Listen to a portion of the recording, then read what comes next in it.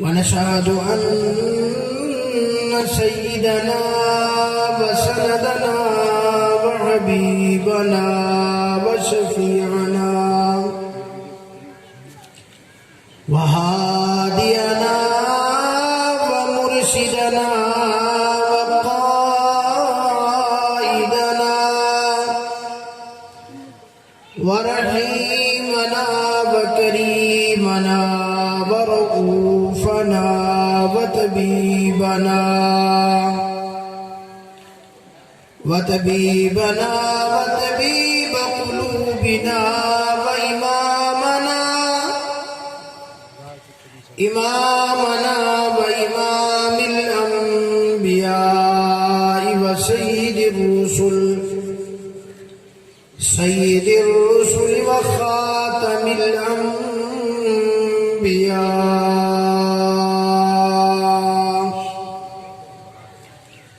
محمد المصطفى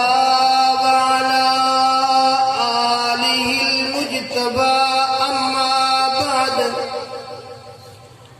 أما بعد فقد قال الله تبارك وتعالى في القرآن المجيد والفرقان الحميد.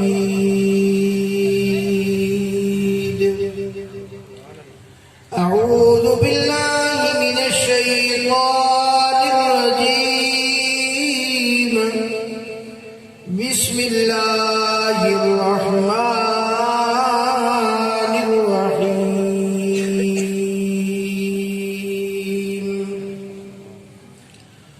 هم الذين يقولون لا تنفقوا على من عند رسول الله حتى ينفضوا ولله خزائن السماوات والأرض ولكن المنافقين لا يفقهون. قال النبي صلى الله عليه وسلم: خيركم من تعلم القرآن وعلمه، أو كما قال النبي صلى الله عليه وسلم. صدق الله وصدقنا رسوله النبي الصادق الوعد الأمين، ونحن على ذلك لمن الشاهدين والشاكرين، والحمد لله رب العالمين.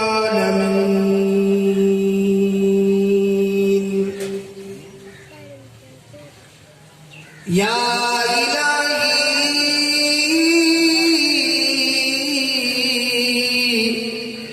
آج ہم میں صدیق سا ایمان پیدا کر، عمر فاروق سا کوئی جری انسان پیدا کر، جہاں گم ہو حیا وہاں عثمان پیدا کر، علی المرتضیٰ شیر خدا کی آن پیدا کر، ہزاروں سال تجھ پر اے مدینہ جو بس چلتا تو مر کر بھی نہ تجھ سے میں جدا ہوتا، سر سے لے کر پاؤں تک تنویر ہے، جسے منہ سے بولتا قرآن وہ تقریر ہے، حسن مصطفیٰ کو دیکھ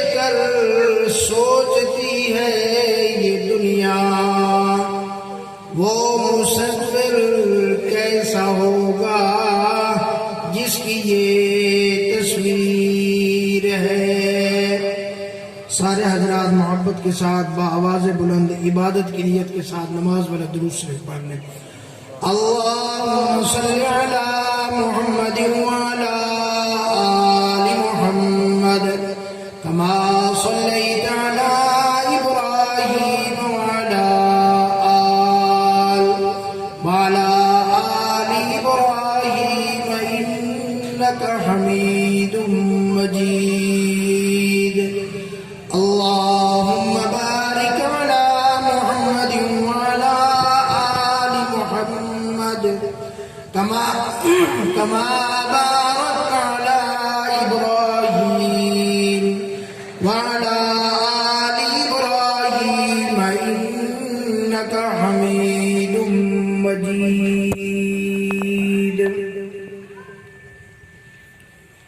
میرے واجب الاحترام دوسر بزرگ ہو، سب سے پہلے تو میں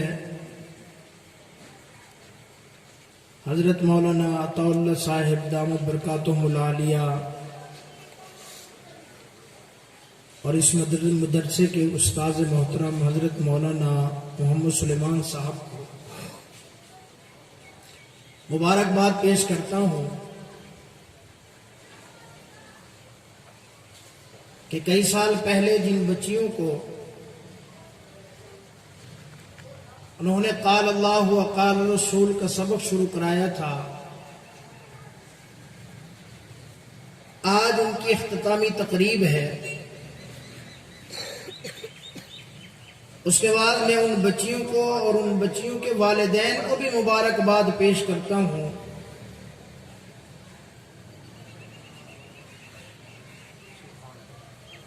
کہ جنہوں نے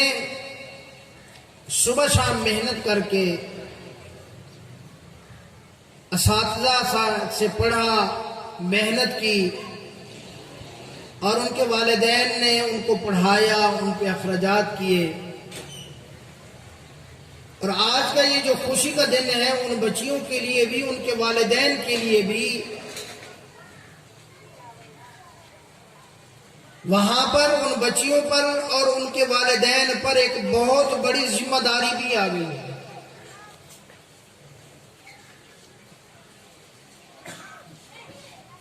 کیونکہ اب وہ بچیاں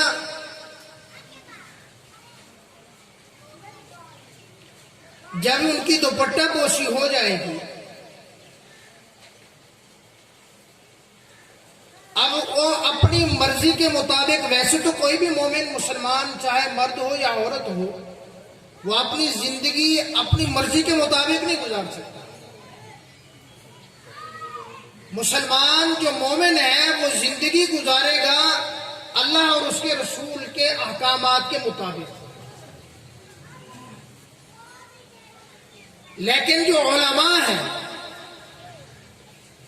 وہ جو بچیاں فارغ ہو رہی ہیں، ان پر اب ذمہ داری زیادہ آ گئی کہ اب ان کو عملی زندگی کے اندر بھی یہ ثابت کر کے دکھانا ہے کہ جو کچھ ہم نے اپنے اساتذہ سے پڑھا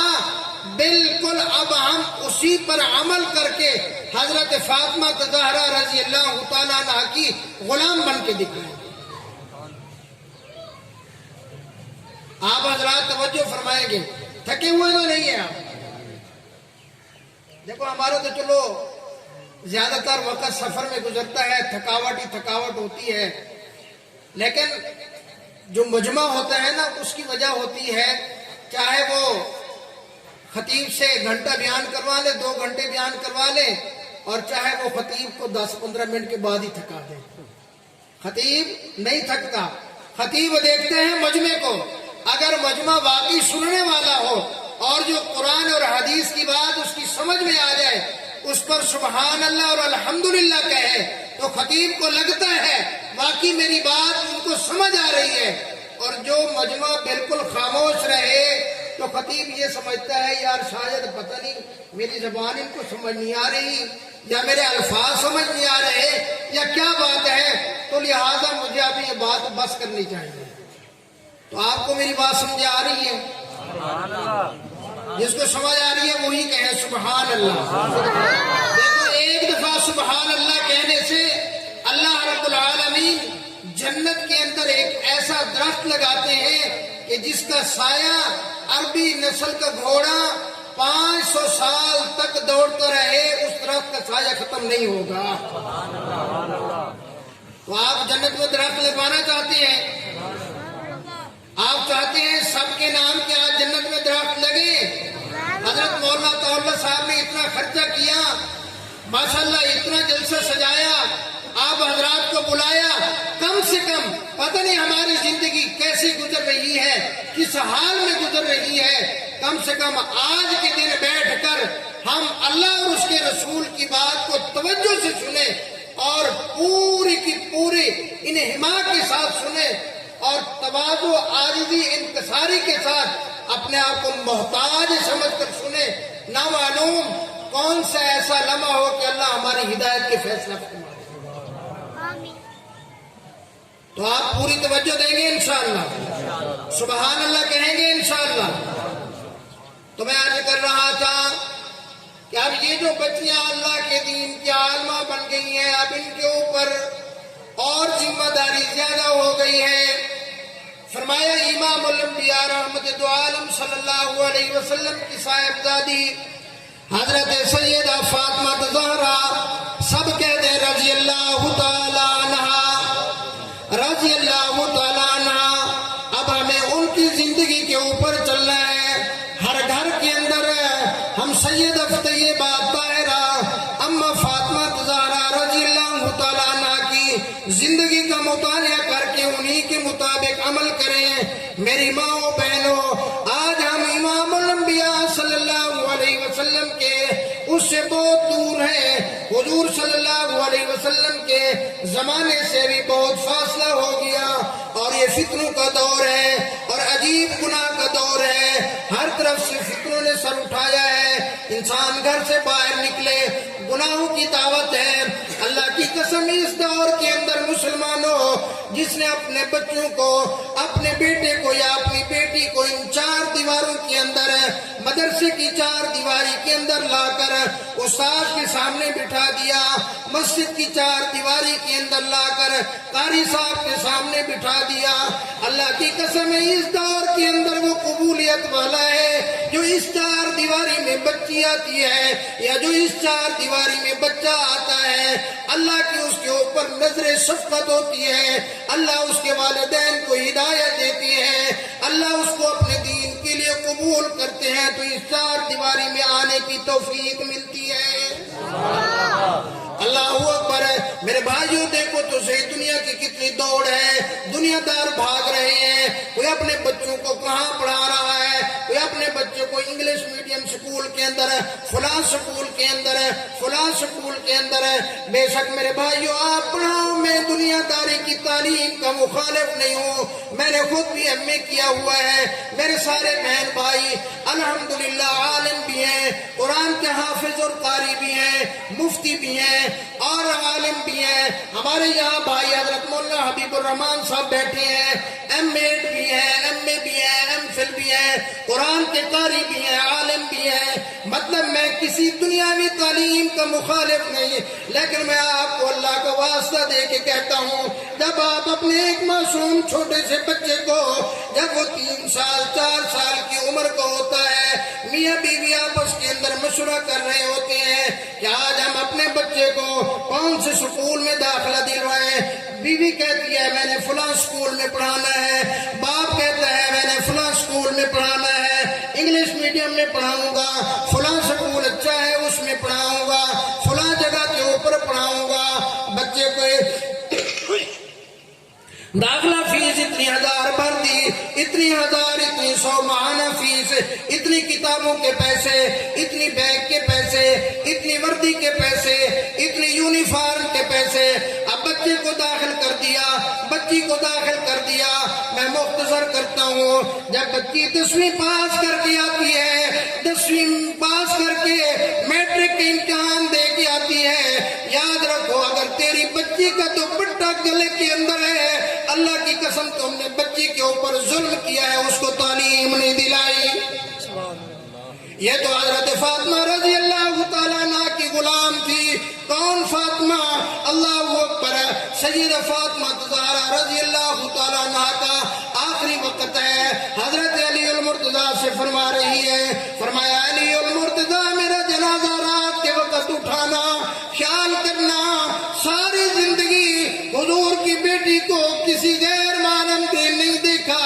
میرا جب جنازہ اٹھے رات کے وقت میرا جنازہ اٹھانا اور میرے جنازے کے ارد گرد پردہ ڈال دینا تاکہ مرنے کے بعد بھی کسی غیر محرم کی نظر میرے جنازے پر نہ پڑے، یہ نہ ہو کہ کسی کو پتہ چل جائے کہ سیدہ تم نساء اہل الجنہ کا قد کتنا تھا، اللہ مجھ سے قیامت والے دن پوچھ لے تو میں اللہ کو کیا جواب دوں گی۔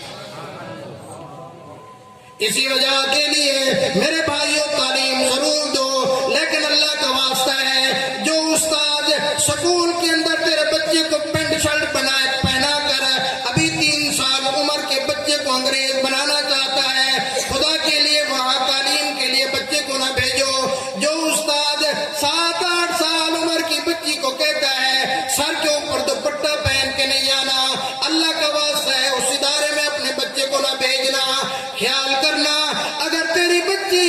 ایم اے کر کے جس کو حضرت فاطمہ زہرا کی سنت کا پتہ نہ ہو، جس کو سیدہ فاطمہ زہرا رضی اللہ تعالیٰ عنہ کی عملی زندگی کا پتہ نہ ہو، اس نے ایم اے بھی کر لیا تو وہ جاہل ہے۔ اور اگر تیری بچی سکول کا کچھ بھی نہیں پڑھی اور اس کو پتہ چل گیا کہ حضور علیہ الصلوۃ والسلام کی گھریلو زندگی کیسی تھی، میرے آقا کی گھر والیوں کیسی تھی، میرے آقا کی بیٹیاں کیسے تھی، میرے آقا کی بیٹیوں کی زندگی کیسے تھی، اسی کے مطابق اگر زندگی گزار دی، اللہ کی قسم یہ اس وقت کی رابعہ بصریہ بن کے اٹھے گی۔ اسی وجہ کے لیے آج کے دور میں میں کہا کرتا ہوں یہ جو مدارس اور مساجد ہیں یہ اللہ کی بہت بڑی نعمت ہے، یہ جو علماء کا وجود ہے یہ اس دنیا کے اوپر اللہ کی بہت بڑی نعمت ہے، ورنہ آج جو تیرے اور میرے اعمال ہیں، آج تیرے اور میرے جو کرتوت ہیں، پتہ نہیں کس وقت زمین پھٹتی ہے میں وہ زمین اپنے اندر نکل جاتی۔ ایمانداری سے بتاؤ کس گھر کے اندر ٹچ موبائل نہیں ہے؟ کون بندہ ایسا ہے نوجوان جو رات کو فلمیں نہیں دیکھتا، جو رات کو غیر محرموں کی تصویریں نہیں دیکھتا، جو تنہائی میں بیٹھ کر اللہ کی نافرمانی نہیں کرتا؟ اور مسلمان تجھے آج کیا ہو گیا؟ مسلمان کی زندگی، مسلمان کی جوانی تو مسلمان کی رات تو مصلے کے اوپر گزرا کرتی تھی، او مسلمان آج تجھے کیا ہو گیا؟ 24 گھنٹے بیٹھا ہے ٹچ موبائل لے کر فلموں کے چکر کے اندر۔ اللہ اکبر، ایک حدیث پاک میں آتا ہے فرمایا جب انسان گناہ حد سے بڑھ کر کرتا ہے اتنی زیادہ اس کے گناہ ہو جاتے ہیں، اللہ اکبر، اللہ رب العالمین فرمایا عذاب بھیجنے کا ارادہ کر لیتے ہیں۔ اور یہ دیکھ لو وہی دور ہے، ہر گھر سے گانے بجانے کی آواز آ رہی ہے، ہر گھر سے فلموں کی آواز آ رہی ہے، ہر گھر سے فحاشی کی آواز آ رہی ہے۔ میرے بھائیو آج وہ کون سا گھر ہے جہاں سے قرآن کی آواز آئے؟ وہ گھر ہوتے تھے جہاں سے ہر وقت اللہ کے قرآن کی آوازیں آتی تھی۔ جب اتنی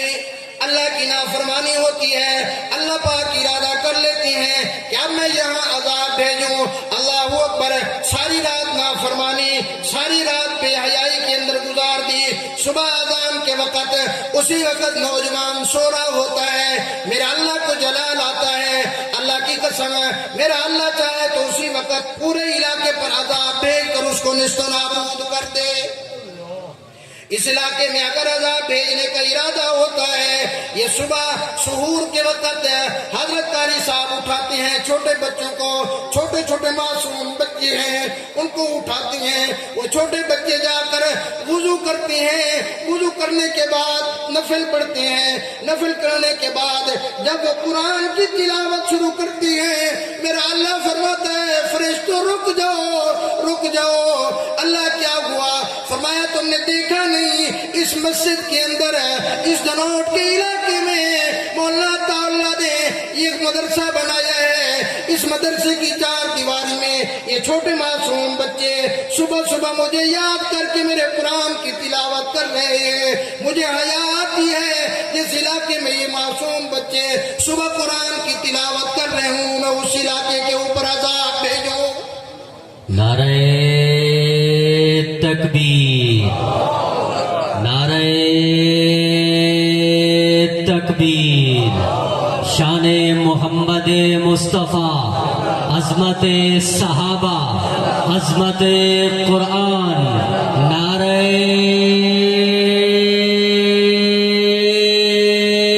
تکبیر. میرے بھائیوں، دوستوں اور بزرگوں، میں عرض کر رہا تھا یہ چھوٹے معصوم بچے اللہ اکبر یہ غریب کے بچے ہیں یا امیر کے بچے ہیں. ایسے بھی غریب بچے ہوتے ہیں جن کے پاؤں میں پہننے کے لیے جوتے نہیں ہوتے، جن کے وجود کے اوپر پھٹے ہوئے کپڑے ہوتے ہیں، جن کے گھر صحیح مکان نہیں ہوتے. وہ آ کر اللہ کا قرآن پڑھتے ہیں. کبھی ان کو نفرت کی نگاہ سے نہ دیکھنا، کبھی ان کو حقارت کی نگاہ سے نہ دیکھنا. یہ نہ ہو کہ تو ان بچوں کو نفرت اور حقارت کی نگاہ سے دیکھے، اللہ تیرے گھر کے چین اور سکون کو برباد کر دے. اللہ کی قسم یہ وہ قیمتی لوگ ہیں فرشتے ان معصوم چہرے جن کے پاؤں کے اندر جوتی نہیں ہے. اللہ کی رحمت کے فرشتے فرمایا آ کر ان کے پاؤں کے نیچے پر بچھاتے ہیں کہ اللہ پاک کے حکم سے کہ اگر ان کے پاؤں میں جوتا نہیں ہے یا اللہ کے علم کے حاصل کر رہی ہیں، فرمایا ان کے پاؤں کے نیچے فرشتے آ کر اپنے پروں کو بچھانا اپنی سعادت سمجھتے ہیں. حضرت سید قاسم نانوتوی رحمت اللہ علیہ دیوبند کے سرخیل ہیں، بڑے اللہ والے ہیں. اللہ اکبر. کون؟ قاسم نانوتوی، جس نے کہا امیدیں لاکھوں ہیں مگر بڑی امید ہے یہ کہ ہو سگانے مدینہ میں میرا شمار. جیوں تو پھروں ساتھ سگانے حرم کے، میں مروں تو کھائیں مجھ کو مدینے کے مور و مال. اللہ اکبر. جن کو یہ اشعار سمجھ آتے ہیں ذرا ان سے جا کے پوچھیں، چیخیں نکل جاتی ہیں. قاسم نانوتوی فرماتے ہیں اللہ میری امیدیں تو بڑی ہیں، سب سے بڑی امید یہ ہے مولا مہربانی کر میرے اعمال تو ایسے نہیں کہ میں بہت بڑا متقی ہوں، بہت بڑا بزرگ آدمی ہوں، بہت بڑا عبادت گزار ہوں. مولا تیرا مہربانی ہوگی کہ مجھے مدینہ منورہ کے کتوں کے اندر میرا شمار فرما دینا. اللہ جو مدینہ منورہ میں اگر میں زندہ رہوں تو اسی طرح میں گلیوں میں پھرتا رہوں. اگر مجھے موت آ جائے مولا مجھے قبر مدینہ منورہ میں نصیب فرمانا، مجھے مدینہ منورہ کے کیڑے مکوڑے کھا جائیں، یہ میری سعادت ہے. وہ قاسم نانوتوی اللہ اکبر فرمایا بچوں کو پڑھا رہے ہیں. اچانک بارش آ گئی، سارے بچے اپنی کتابیں اٹھا کر اندر بھاگ گئے. وہ قاسم نانوتوی انہوں نے اپنی چادر کو بچھایا، چادر کو بچھا کر ان بچوں کے جوتوں کو اٹھایا، اپنی چادر کے اندر رکھا، چادر کو اٹھا کر سر کے اوپر لے کر جانے لگے. طلبا کی چیخیں نکل گئی، رو کے دوڑے استاد جی یہ آپ نے کیا کر دیا؟ حضرت قاسم نانوتوی رحمت اللہ علیہ نے فرمایا بیٹا انہی جوتوں کے صدقے تو اللہ میری بخشش فرمائے گا. اللہ کی قسم ان معصوم بچوں کو حقیر نہ سمجھا کرو، ان کو نفرت کی نگاہ سے نہ دیکھا کرو. نہیں معلوم تمہیں کہ ممکن ہے اللہ پاک اس پورے علاقے کو ان مدارس کے چھوٹے چھوٹے معصوم بچوں کی وجہ سے رزق عطا فرما رہے ہو. امام الانبیاء صلی اللہ علیہ وسلم کی خدمت میں ایک صحابی رسول آئے، یا رسول اللہ یہ میرا بھائی ہے، یہ سارا آپ کی خدمت میں رہتا ہے، میں سارا دن کام کرتا رہتا ہوں اور یہ کوئی کام نہیں کرتا، میں کما کے آتا ہوں، یہ نکما رہتا ہے، یہ آپ کی خدمت میں بیٹھا رہتا ہے. امام الانبیاء صلی اللہ علیہ وسلم نے فرمایا او میرے غلام ناز نہ کر، تجھے کیا پتا ممکن ہے اللہ رب العالمین تجھے جو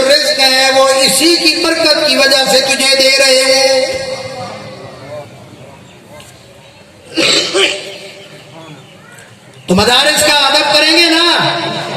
ان بچوں کا احترام کریں گے یا ان کو نفرت کی نگاہ سے دیکھیں گے؟ اور یاد رکھنا، تیرا اور میرا بچہ جو مادیت کے اندر دوڑ کر، مادیت کے اندر آ کر، جس کو تو اور میں صبح نہلا کر دھلا کر اچھا یونیفارم پہنا کر اچھا جوتا پہنا کر اچھی گاڑی کے اندر لے جا کر اسکول کے اندر چھوڑ کے آتے ہیں، وہ پڑھ رہے ہوتا ہے ABCD، اور ایک بچہ جس کو نہ والدین نہلاتے ہیں نہ دھلاتے ہیں، ان کپڑوں میں ہے، ٹھیک ہے جا کر اللہ کا قرآن پڑھ کے آؤ۔ یہ جو بچہ قرآن پڑھنے آتا ہے، جیسے ہی یہ پڑھتا ہے بسم اللہ الرحمن الرحیم، اللہ کی رحمت کو جوش آتا ہے، اللہ فرماتے ہیں اس کے والدین کے سارے گناہوں کو معاف۔ ایک واقعہ لکھا ہے علماء نے، ایک آدمی فوت ہونے لگا، اپنے گھر والی کو، اس کو حمل تھا، کہنے لگا اگر بچہ پیدا ہو تو اس کو قرآن کا حافظ بنانا۔ وہ آدمی بڑا گناہگار تھا، بچہ پیدا ہو گیا، جب چلنے پھرنے کے قابل ہوا، ایک اللہ والے نے دیکھا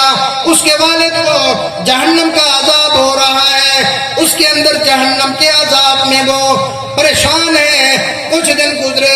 اس نے پھر دیکھا وہ تو جنت کے اندر پہنچ چکا ہے۔ اللہ والے نے پوچھا یہ کیا بات ہے؟ اس نے کہا میں جب مرنے لگا تھا اس سے پہلے میں نے اپنی بیوی کو وصیت کی تھی میرے بچے کو قرآن کا حافظ بنانا۔ آج میرا بچہ جب چلنے پھرنے بولنے کے قابل ہوا، میری بیوی نے جا کر اس کو استاد قرآن کے قاری کے پاس بٹھایا، استاد نے اس کو پڑھایا، بیٹا پڑھ بسم اللہ الرحمن الرحیم۔ فرمایا جیسے ہی میرے بچے نے قرآن شریف پڑھنا شروع کیا، ابھی بسم اللہ اس کی ختم نہیں ہوئی تھی، اللہ نے فرمایا فرشتوں اس عذاب کو ہٹا لو، جس کا بچہ مدرسے کے اندر میرا قرآن پڑھنے گیا، مجھے حیا آتی ہے میں اس کے باپ کو عذاب دوں۔ سبحان اللہ، سبحان اللہ۔ تو اسی لیے میرے بھائیوں اپنے بچوں کو قرآن کا حافظ بناؤ۔ میں دنیاوی تعلیم کا پھر کہہ رہا ہوں، مخالف نہیں ہوں، ضرور ان کو دنیاوی تعلیم دو، لیکن ان کی تربیت ٹھیک ہونی چاہیے۔ اور یاد رکھنا، اگر اپنے بچوں کو دینی تعلیم نہیں دو گے، قرآن کی تعلیم نہیں دو گے، اگر علماء کے ساتھ آپ کا اور ان کا تعلق نہیں ہوگا، علماء کا کوئی نقصان نہیں ہوگا، ان مساجد والوں کا کوئی نقصان نہیں ہوگا، ان مدارس والوں کا کوئی نقصان نہیں ہوگا، ایک وقت آئے گا یہی تیرا بچہ جو سکول کی تربیت لے کے آئے گا، جس کی تربیت نہیں ہوگی، اللہ کی قسم وہ تیرے سامنے بھی کھڑا ہوگا، اپنی ماں کو بھی جوتے مار رہا ہوگا۔ ہم نے اپنی آنکھوں کے سامنے دیکھا کئی ایسے بچے جو ویسے تو دنیا کے اندر بڑی ڈاکٹر کی ڈگریاں، انجینئر کی ڈگریاں، پتہ نہیں کتنی ایم اے کی ڈگریاں، کتنی ان کے پاس ڈگریاں ہیں، لیکن جب ان کا باپ فوت ہوا تو ان کو نماز جنازے کے الفاظ نہیں آتے تھے۔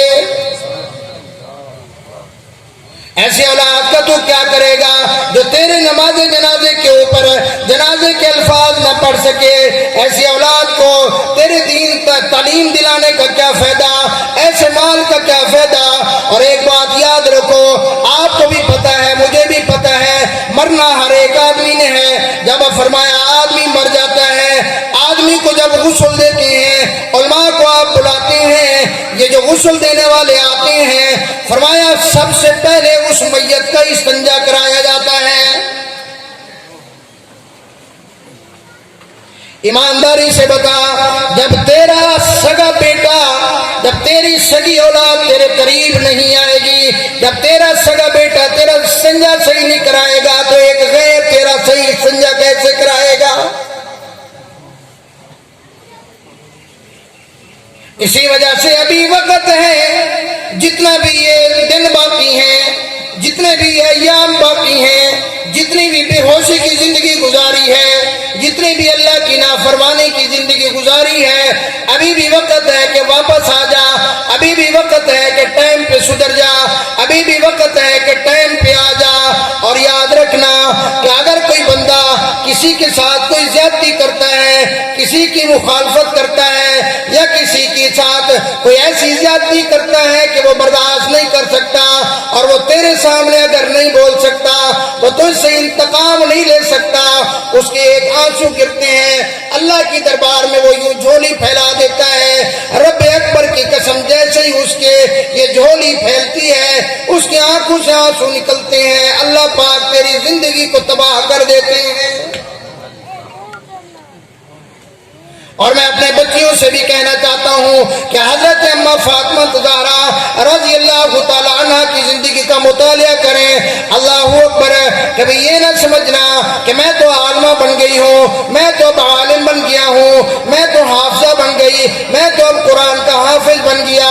اب میرا مقام میرے والدین سے زیادہ ہو گیا، میرا مقام میری اماں سے زیادہ ہو گیا۔ نانا، اگر تو نے کبھی یہ سمجھ لیا میری ماں کا مقام مجھ سے کم ہے، میرے باپ کا مقام مجھ سے کم ہے، میں عالمہ بن گئی میری ماں عالمہ نہیں، میں عالمہ بن گئی میرا باپ عالم نہیں، جب تیرے ذہن کے اندر یہ خیال آ گیا تو یقین کرنا یہ تیرا علم تجھے نقصان تو دے سکتا ہے، فائدہ نہیں دے سکتا۔ اور میں والدین سے بھی ایک درخواست کرتا ہوں، ہمارے علاقوں میں یہ بڑا ظلم کیا جاتا ہے، بیٹا تو منہ چڑھ کے کہہ دیتا ہے ابا میری جگہ فلاں جگہ شادی کرنا، میں فلاں جگہ نہیں کرتا، فلاں جگہ کروں گا، اور یہ اس کے سامنے ہاتھ جوڑ رہا ہوتا ہے، پریشان ہو کے پھرتا ہے، یار میرے بیٹے نے انکار کر دیا میں کیا کروں، میرے بیٹے نے یہاں سے انکار کر دیا میں کیا کروں، میں تو اپنے بھائی کو منہ دکھانے کے قابل نہیں میں کیا کروں، میں اپنی بہن کو منہ دکھانے کے قابل نہیں میں کیا کروں۔ لیکن ظالم، تو جب اپنی بیٹی کا رشتہ کرتا ہے تو اس سے پوچھنا تک گوارا نہیں کرتا۔ امام الانبیاء صلی اللہ علیہ وسلم کی خدمت اقدس کے اندر سیدنا علی المرتضیٰ کھڑے ہیں، اپنا چہرہ نیچے ہے، یا رسول اللہ علی المرتضیٰ آیا ہے، یا رسول اللہ علی المرتضیٰ کو اپنا بنا لیجئے۔ حضور نے فرمایا علی المرتضیٰ روزانہ آتے ہو، یہ دو وزیر وہاں ابو بکر صدیق وہاں حضرت عمر فاروق رضی اللہ تعالیٰ عنہما، عرض کیا یا رسول اللہ علی المرتضیٰ آج آپ کے دروازے پہ اماں فاطمہ کا ہاتھ مانگنے کے لیے آئے ہیں۔ امام الانبیاء صلی اللہ علیہ وسلم نے فرمایا علی المرتضیٰ مجھے کوئی اعتراض نہیں ہے، بات ٹھیک ہے، لیکن تھوڑی دیر ٹھہر جا میں گھر سے ہو کے آتا ہوں۔ وہاں امام الانبیاء صلی اللہ علیہ وسلم، اللہ کی قسم آگے بھی فاطمہ تھی، سیدۃ النساء اہل الجنہ تھی، اگر امام الانبیاء صلی اللہ علیہ وسلم ہاں کر دیتے، حضور صلی اللہ علیہ وسلم اسی وقت یس کر دیتے تو کبھی بھی اماں فاطمہ انکار نہ کرتی، نہ انکار کی کوئی گنجائش تھی۔ لیکن آپ کو اور مجھے سمجھایا، اندر تشریف لے کے گئے، حضرت فاطمہ سے پوچھا، سینے سے لگایا، فرمایا میری بیٹی فاطمہ آج علی المرتضیٰ تیرا ہاتھ مانگنے کے لیے آیا ہے، میری فاطمہ تیری کیا رائے ہے؟ حضرت فاطمہ کی آنکھوں میں آنسو آ گئے، رو کے کہنے لگی ابا جان یہ سوال تو مائیں اپنی بیٹیوں سے پوچھتے ہیں۔ فرمایا بیٹی آج میری خدیجہ نہیں ہے، میں جب تجھے دیکھتا ہوں مجھے تیرے اندر میری خدیجہ نظر آتی ہے، تو میرے بھائیوں دوستوں بزرگوں کیا تیری عزت امام الانبیاء سے زیادہ عزت ہے، یا تیری قبیلہ امام الانبیاء سے بڑا قبیلہ ہے، یا تیرا بھائی حضور صلی اللہ علیہ وسلم سے زیادہ رشتہ دار ہے؟ امام الانبیاء صلی اللہ علیہ وسلم نے تجھے اور مجھے یہ سبق دیا، خیال کرنا اگر بیٹی کا رشتہ کرنا ہو جب تک بیٹی کی رضا شامل نہ ہو بیٹی کا رشتہ نہ کرنا۔ میرے پاس ایک بچی ایم اے کر کے گئی، ایم اے اسلامیات کر کے گئی، کچھ دنوں کے بعد روتی ہوئی آئی، نقاب کے اندر تھی، برقعے کے اندر تھی، اس کے آنسو تھے، روتی ہوئی اس کی آواز تھی، کہنے لگی استاد محترم مجھے کوئی وظیفہ بتائیں۔ میں نے کہا بیٹا کیا بات ہے؟ استاد محترم میں اتنی پڑھی لکھی، میں نے ایم اے کر لیا، ایم اے اسلامیات کر لیا، اتنا میرے اچھے نمبر ہے، میرا باپ میری شادی اپنے بھتیجے سے کرنا چاہتا ہے جس کو آج تک جو ایک دن سکول بھی نہیں گیا، بالکل ان پڑھ جاہل ہے۔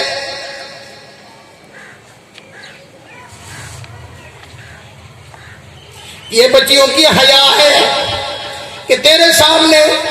خاموش ہو جاتی ہیں کہ میرے ابا کا سر کہیں نیچے نہ ہو جائے، میرے ابا کیا کوئی یہ نہ کہہ دے کہ اس کی بیٹی نے کیا کہہ دیا، یہ تو بیٹی کی حیا ہے، یہ تو بیٹی کی شرافت ہے۔ ورنہ آج جو والدین بیٹیوں کے ساتھ ظلم کرتے ہیں، مہربانی کرے، اللہ کا واسطہ ہے اپنی بیٹیوں کے جذبات کا پورا پورا خیال رکھا کرے، اور یہ بھی خیال کریں اکثر طور پر ہمارے علاقوں میں کیا ہوتا ہے، جب بیٹی کی شادی ہو جائے، شادی ہو جانے کے بعد پھر یہ نہیں پتہ کرتے کہ بیٹی کس حال کے اندر ہے، بیٹی کیا ہوا۔ بیٹی اگر آگے کہتی ہے کہ میں یہاں پریشان ہوں، میں یہاں اتنا تنگ ہوں، میری یہاں یہ مجبوریاں ہیں، کہتے ہیں بیٹا اب تو شادی ہو گئی، اب کیا کر سکتے ہیں، اب تو مجبوری ہے، اب ہم کیا کر سکتے ہیں۔ ارے کہیں دیکھ تو صحیح، یہ تو نہیں کہ تیری بچی کی زندگی بالکل جانوروں سے بھی بدتر ہے۔ علماء کے مجمع میں علماء بیٹھے ہیں، میں واضح کہہ رہا ہوں، اگر کہیں اس کو انسانیت نہیں ملتی، اگر اس کو عزت نہیں ملتی، اگر اس کو وہ گالی کے سوا بات نہیں کرتا، اگر وہ جاہل ہے تو وہاں زبردستی گزارا کروانے کی کوئی ضرورت نہیں ہے۔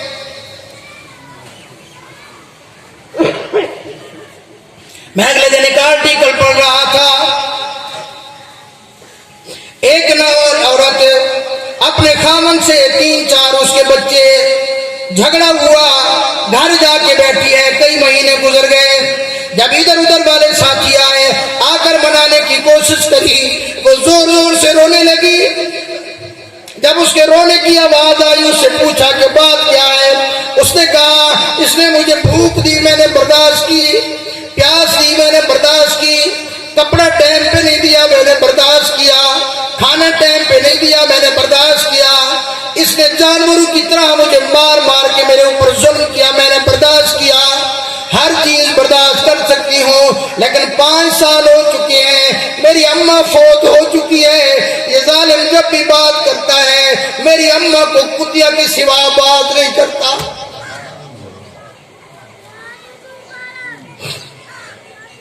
میں اپنی اماں کی یہ بات برداشت نہیں کر سکتی، کیوں یہ اپنی امی آج کی امی کو اتنا برا بھلا کیوں کہتا ہے مسئلہ بھی کوئی نہیں، میری امی نے اس کے ساتھ کوئی زیادتی بھی نہیں کی، ہمارے حالات اچھے تھے، میری بڑی بہن کی شادی ہوئی، اس کے جہیز کے اندر موٹر سائیکل دیا میری امی نے، لیکن جب میری شادی ہوئی والد وفات پا چکے تھے، ہماری یتیمی کی زندگی تھی، گھریلو حالات اچھے نہیں تھے، جیسے تیسے جہیز اکٹھا کر کے میری اماں نے شادی کر دی، میری اماں نے جہیز کے اندر مجھے موٹر سائیکل نہیں دی، یہ ظالم وہی تانا مارتا ہے کہ کتی خود تو چلی گئی، بڑے داماد کو موٹر سائیکل دی، مجھے موٹر سائیکل کیوں نہیں دی۔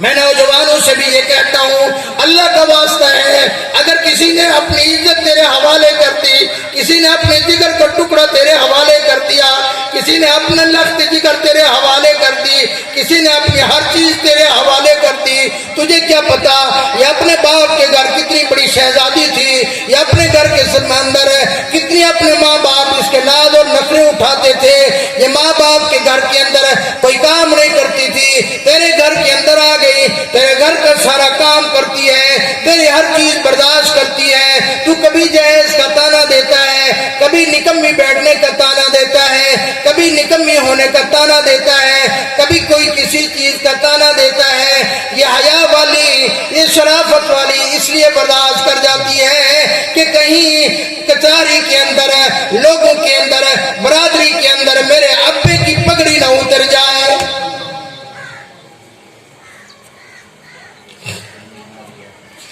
اور میں بیٹیوں والے سے بھی کہتا ہوں،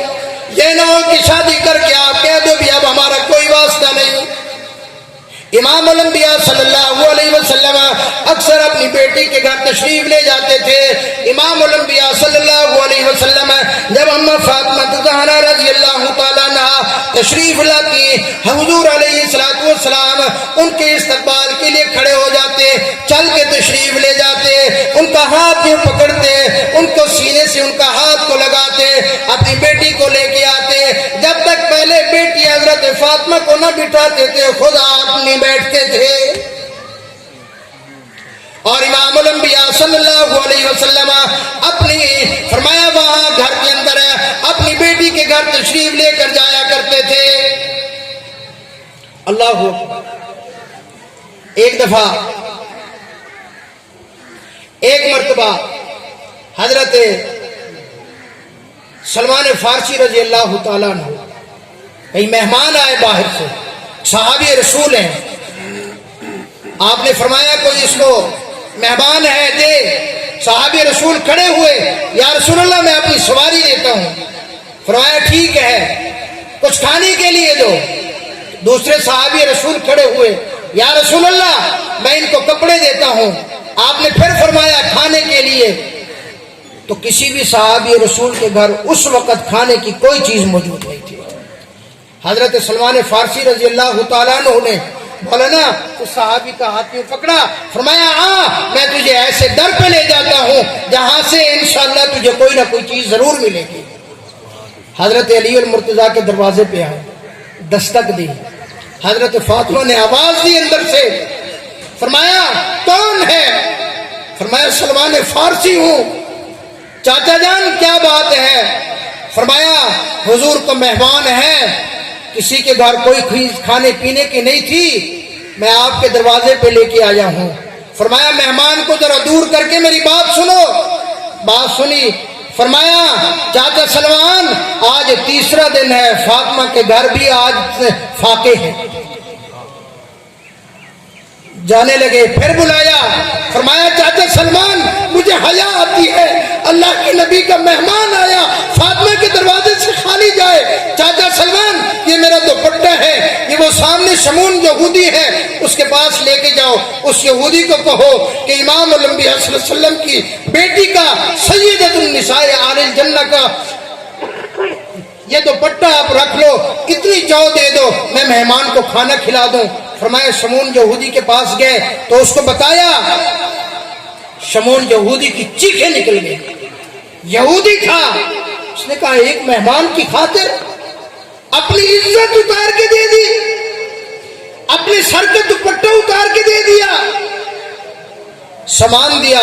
سامان دینے کے بعد کہا سلمان فارسی یہ دوپٹہ بھی لے جاؤ اور مجھے بھی لے کے چل، میں نے یہی کتابوں میں پڑھا ہے کہ جو سچا نبی آخری آئے گا اس کی بیٹی مہمان کی خاطر، مہمان کے کھانے کی خاطر اپنا دوپٹہ گروی رکھ دے گی، مجھے حضور کی خدمت میں لے چل، میں کلمہ پڑھنا چاہتا ہوں۔ تو میری محترم ماں بہنوں آپ سے بھی درخواست ہے، بھائیوں آپ سے بھی درخواست ہے، حضور کی زندگی پڑھو، حضور کے گھر کی زندگی پڑھو، اسی کے مطابق زندگی گزارو، کوشش کریں گے نا انشاءاللہ۔ اور الحمدللہ یہ مدرسہ آپ چاہتے ہیں یہ مدرسہ چلتا رہے؟ میرے خیال نہیں چاہتے، نہیں سارے بتاؤ نا، آپ یہ چاہتے ہیں مدرسہ چلتا رہے؟ آج پوری دنیا کا باطل چاہتا ہے، پوری دنیا کا یہودی چاہتا ہے کہ یہ مسجد اور مدرسہ بند ہو جائے، اور ہر قسم کی پابندیاں، ہر قسم کی ان کی کوشش ہے، علماء کے اوپر ہر قسم کی کیچڑ اچھالتے ہیں، لیکن انشاءاللہ ہم اپنی جان تو دے دیں گے، مسجد مدرسے اور قرآن پر آنچ نہیں آنے دیں گے۔ آپ وعدہ کرتے ہیں یہ؟ اچھا آپ کو پتا ہے کہ یہ مدرسہ چل رہا ہے، پتا ہے آپ کو 180 طلبہ اور طالبات صبح شام یہاں رہتے ہیں، ان کا کھانا، ان کی رہائش